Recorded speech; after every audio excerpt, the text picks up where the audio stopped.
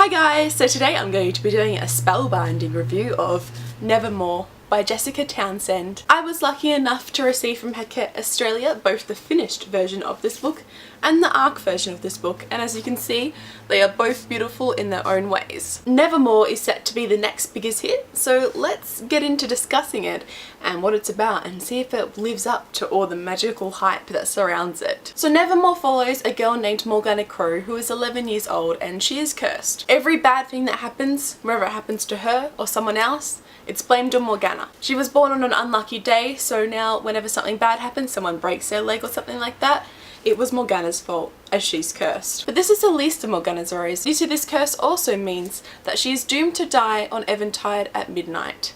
No one knows when Eventide is going to happen, just that it's going to happen soon. But one day, a strange fella comes to town, and his name is Jupiter North, and he says that he's going to take Morgana away and that she doesn't have to die. He takes her away to a magical city called Nevermoor. However, to stay in Nevermoor for good, she must pass 4 difficult trials. Once she's completed all 4 trials, she'll be accepted into the Wondrous Society, and from there she may stay in Nevermoor and go to this magical elite school. So this book follows Morgana's journey as she tries to complete these 4 tasks so that she doesn't get sent back to her original town where she will die. So that is the plot of the book. I'm not going to say anything else because I don't want to spoil anything, but suffice to say, I quite enjoyed this book. Now, I did want to mention something. This book is being compared to Harry Potter, the next big Harry Potter, and there were some similarities to Harry Potter that I'm not sure still how I feel about. At the very start of the book, this book did remind me of Harry Potter, and I'm not sure if that was a good thing or a bad thing.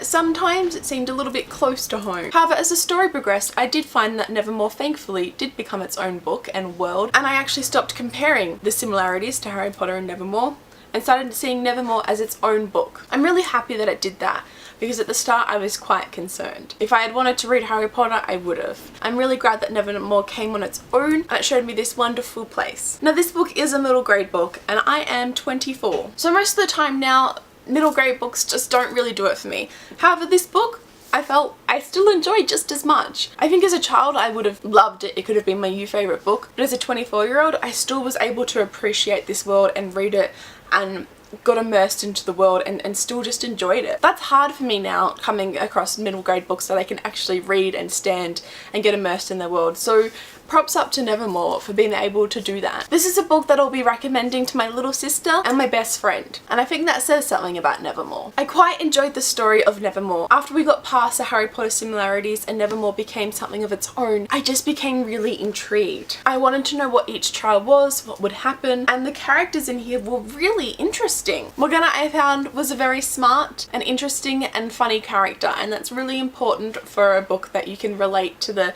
main character and that you like her, and I really loved Morgana. I also enjoyed all the other characters in Nevermoor too. I felt each of them was interesting and hiding secrets. Like, this book is very secretive. We know only a little about the school that Morgana is competing to get into. There's so much secret surrounding it, and I'm so intrigued for the next book to see what the school actually is and what happens, how the school works, why things are the way they are. There are so many questions that's left unanswered. I feel like this book only really touched like 5-10% of the Nevermoor world, but it wasn't in a bad way. It just left me wanting more. It just left me having questions that I wanted answered. It made me want to pick up the next book, which I don't think is coming out for a while. I also love competitions in books. I really enjoy them, especially when there are good healthy competitions. So I really enjoyed the fall trials in this book and seeing Morgana compete. I don't know, it's just something I really like. I have a competitive streak, so I like seeing competition in books. This book is filled with all the things that make a middle grade book great, and I am so excited for the rest of the series and the movie that will be coming out of this book. It's no Harry Potter,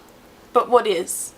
And I don't want something to be another Harry Potter. I want it to be its own thing, and I truly believe that this series could be the next big hit. I know what I'll be getting my brothers and sisters for Christmas, and I urge you all to pick up this book and read it. It took me back to my childhood in ways that I couldn't imagine were possible without rereading Harry Potter, and I truly enjoyed this book.